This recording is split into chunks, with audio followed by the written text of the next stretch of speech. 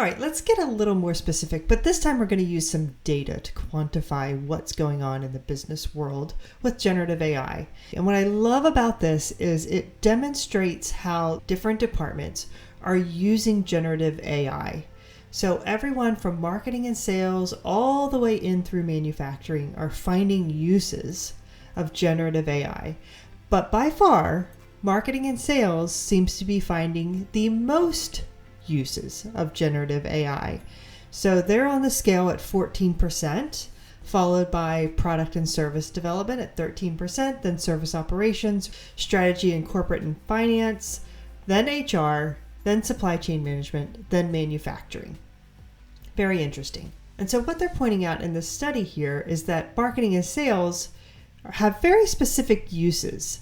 So for example, some of their uses are to craft the first drafts of text documents, or maybe personalize their marketing messages, or summarize text documents, all the things we just talked about in the last video, right?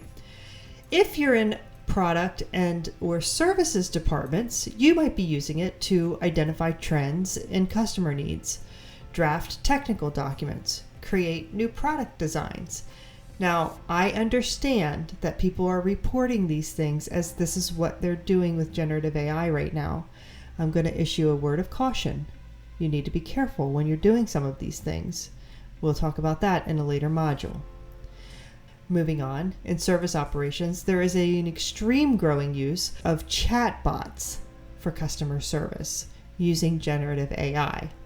There's also some forecasting of service trends or anomalies and creating first drafts of documents. So you can see the pattern here, lots of creating drafts of things in the context of using generative AI.